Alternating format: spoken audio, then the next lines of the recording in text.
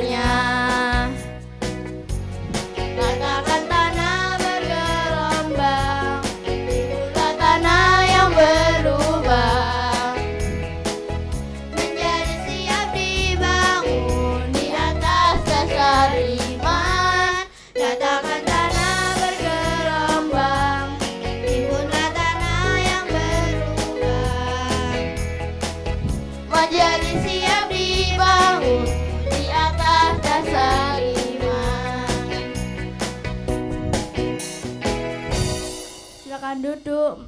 Mari kita menyanyikan lagu Firman Tuhan Tuntun Langkahku.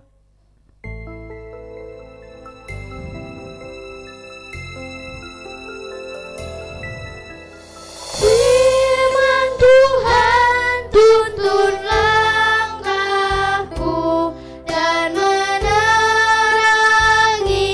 jalanku.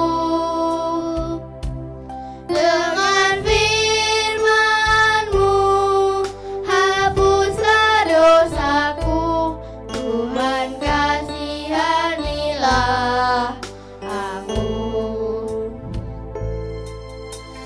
Firman Tuhan tuntun langkahku dan menerangi jalanku. Dengan firman-Mu hapuslah dosaku. Tuhan kasihanilah aku. Firman Tuhan tuntun langkahku dan menerangi jalanku. Dengan firman-Mu hapuslah dosaku. Tuhan kasihanilah aku.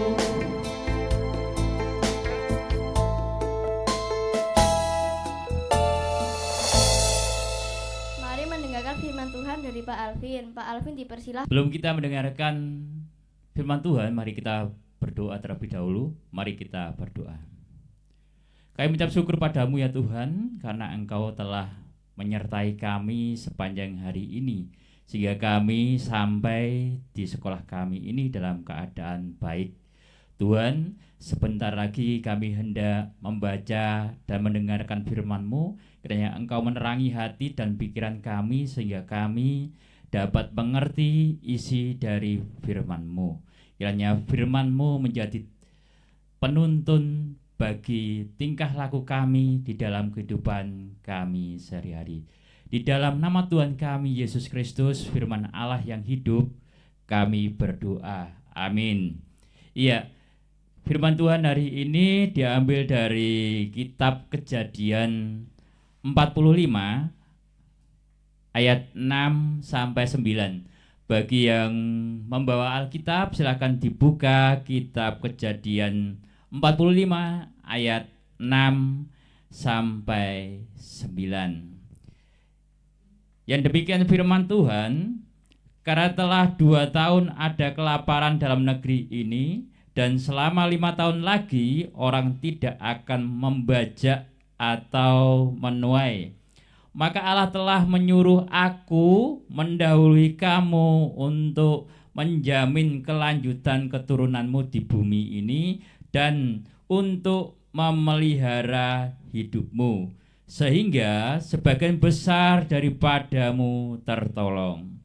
Jadi bukanlah kamu yang menyuruh aku ke sini, tetapi Allah, Dialah yang telah menempatkan aku sebagai bapa bagi Firaun dan tuan atas seluruh istananya, dan sebagai kuasa atas seluruh tanah Mesir.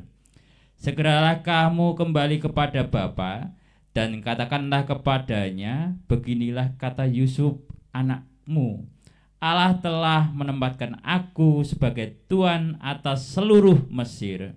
Datanglah mendapatkan aku, janganlah tunggu-tunggu. Amin. Berbahagialah kita yang mendengarkan firman Tuhan, menyimpannya dalam hati, dan melakukan firman Tuhan di dalam kehidupan kita sehari-hari. Ya anak-anak, tema ibadah kita hari ini yaitu Yusuf menerima kembali saudara-saudaranya. Ya, kita masih berada di bulan Januari, berarti kita masih dalam tema integrity atau integritas. Ya, integritas itu adalah konsisten antara ucapan dan perbuatan di dalam kehidupan sehari-hari.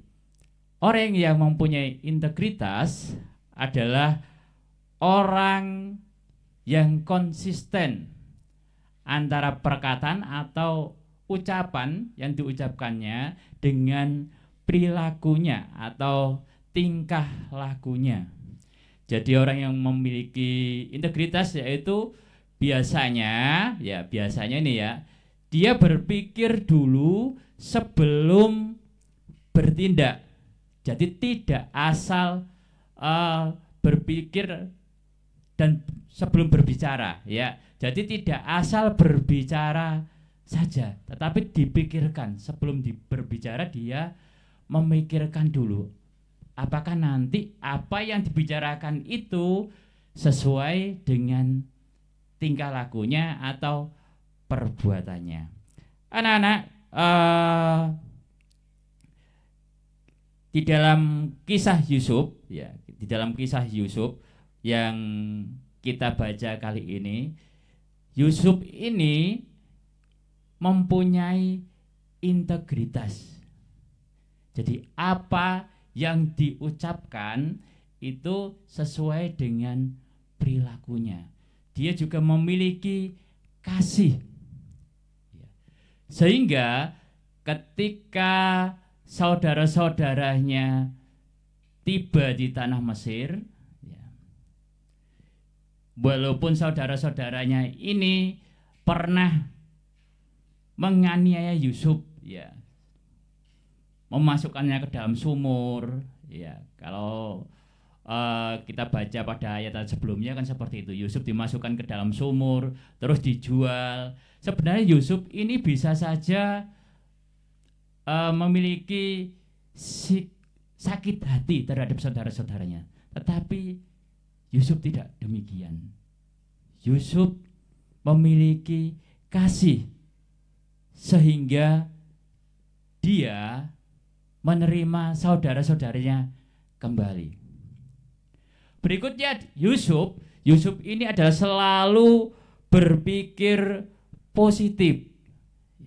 Dia tidak menyalahkan saudara-saudaranya. Dia meyakini bahwa apa yang terjadi itu atas kehendak Allah. Sehingga dia menjadi orang penting di Mesir. Jadi dia tidak menyalahkan saudara-saudaranya, malah dia mengasihi saudara-saudaranya. Seumpama Yusuf ini tidak dijual oleh saudara-saudaranya, bagaimana nasib Yusuf? Mungkin Yusuf masih di Israel, juga mengalami kelaparan. Mungkin bangsa Israel banyak yang tidak tertolong, banyak yang mati karena kelaparan. Jadi Yusuf ini selalu berpikir positif, tidak menyalahkan orang lain dan tidak menyalahkan saudaranya. Dia memaknai bahwa apa yang terjadi adalah kehendak Allah untuk kebaikannya dan juga untuk kebaikan bangsa Israel. Anak-anak, marilah kita memiliki sikap integritas seperti Yusuf. Mari kita belajar untuk berpikir dulu sebelum berbicara. Mari kita belajar untuk menyesuaikan tindakan kita dengan bicara kita. Demikian firman Tuhan hari ini. Amin. Mari kita merespons firman Tuhan dengan kita berdoa. Tuhan, terima kasih untuk firman yang indah hari ini. Kiranya firman-Mu hari ini yang mengajari kami memiliki sikap integritas dapat kami lakukan di dalam kehidupan kami sehari-hari, baik kehidupan di lingkungan sekolah maupun di lingkungan keluarga dan masyarakat. Tuhan, sebentar lagi kami hendak melanjutkan aktivitas kami untuk belajar. Kiranya Engkau berkati aktivitas kami dari awal hingga akhir nanti. Di dalam nama Tuhan kami Yesus Kristus kami berdoa. Amin.